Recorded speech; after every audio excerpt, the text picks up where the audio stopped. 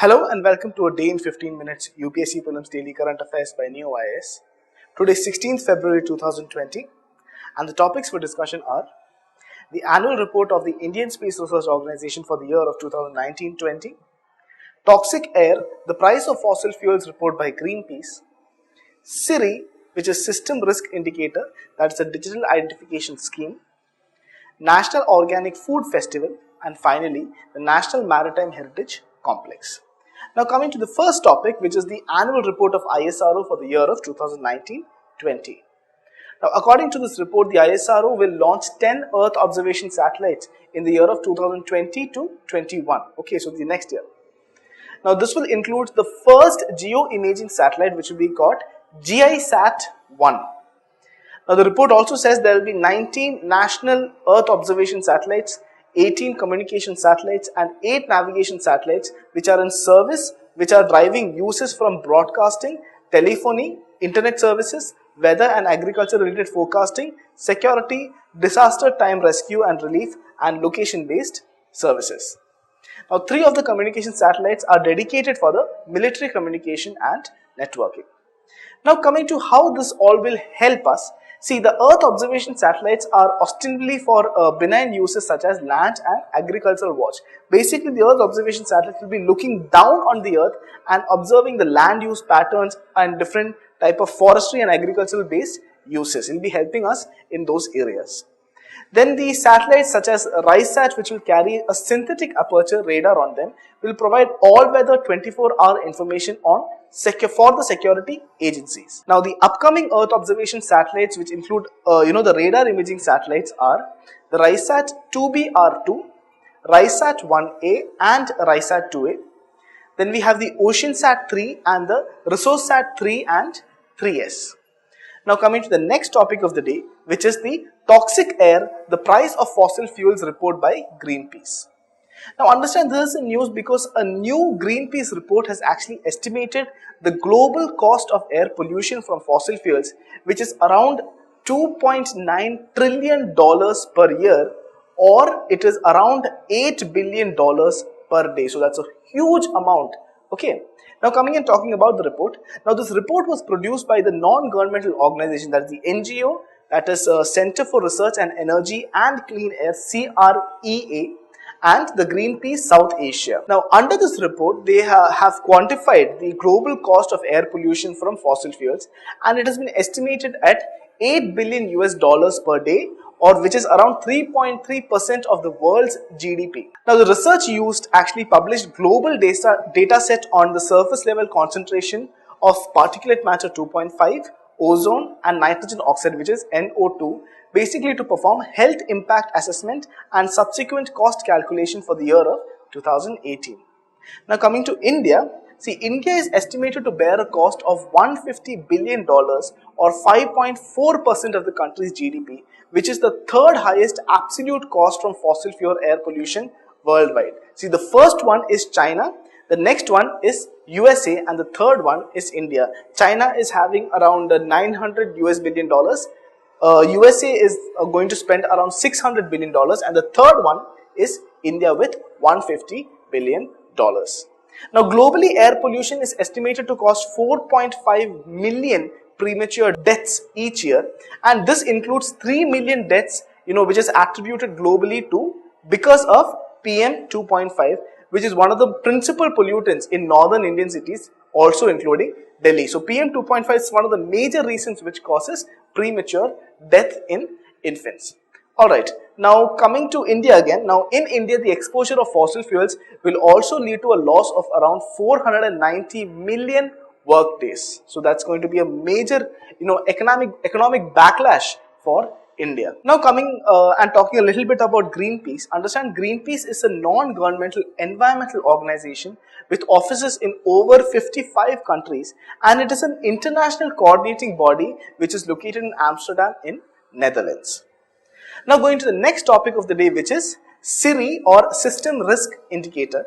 It's basically a digital identification scheme. So now talking about this, understand, see the Dutch court, the Dutch district court actually ruled against the identification mechanism of Siri basically because of data privacy and human rights concern. Now while the Hague district court found using the new technology to control fraud was acceptable, it held Siri was too invasive and violative of the privacy guidelines given by the European Human Rights Law as well as European Union's General Data Protection Regulation, that is GDPR. Now the court called it as a case of algorithmic governance. Basically here an algorithm would link social economic parameters such as poverty and immigrant statuses with fraud risk. Now coming and talking about what basically the scheme is. Now the Dutch Ministry of Social Affairs had developed SIRI, which is System Risk Indicator, back in 2014 to weed out those who were most likely to commit fraud and receive governmental benefits.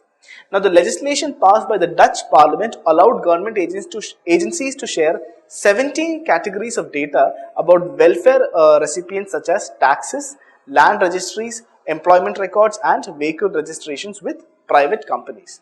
Now this particular private company is called the Intelligence Agency and it used an algorithm to analyze the data for 4 cities and calculate risk scores. Now elevated risk scores were sent to relevant government arms which stores these data in government databases for a maximum of 2 years, and the government in that time period could open an investigation on the targeted persons. Now coming to the next topic of the day, which is National Organic Food Festival. Understand this is in news because the National Organic Festival will be organized in a special focus on women entrepreneurs. And talking a bit more about this, understand this will be jointly organized by the Ministry of Food Processing Industries and Ministry of Women and Child Development. Now the theme for the festival is actually Unleashing India's Organic Market Potential, and the event will focus on facilitating business linkages and empowering women entrepreneurs through pre-arranged business to business and business to government meetings. Now coming and talking about India's organic production. See, with the 9th largest world's organic agriculture land and largest number of producers, India is really fast growing in the organic food segment.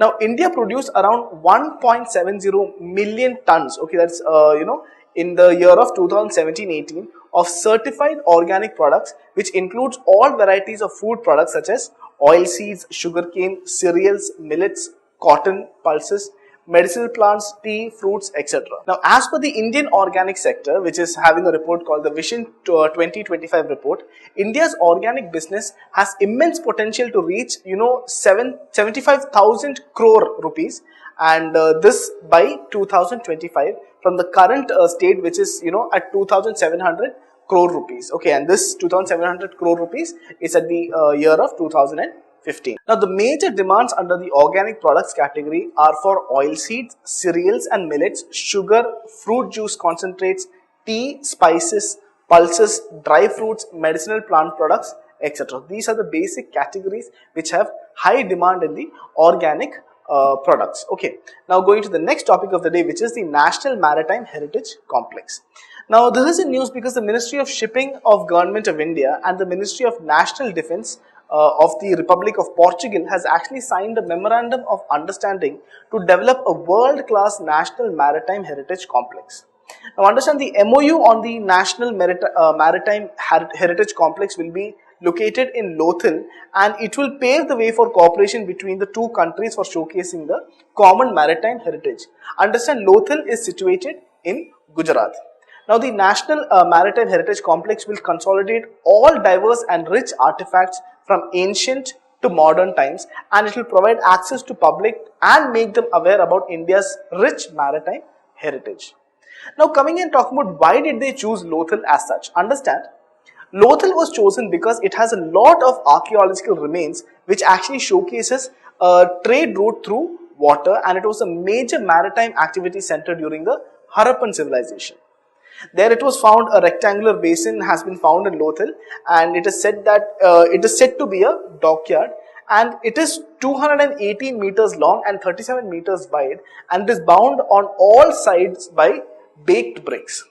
Now, this basically displays the high standards of scientific and engineering skills, which is far more advanced than anywhere else in that time, which is in the 3rd millennium BC, anywhere across the world. So that's all for today. If you have any doubts or queries, you can write down in the comment section below. Thank you and good night. Please like, share and subscribe to our channel for more videos. Follow our website neoiascat.com for detailed content and monthly prelims digest. Also join our current affairs exclusive test series through the website. And finally, participate in the daily current affairs prelims infotainment quiz at our Telegram channel Neo IAS Prelims at 9:30 p.m. every day. Thank you.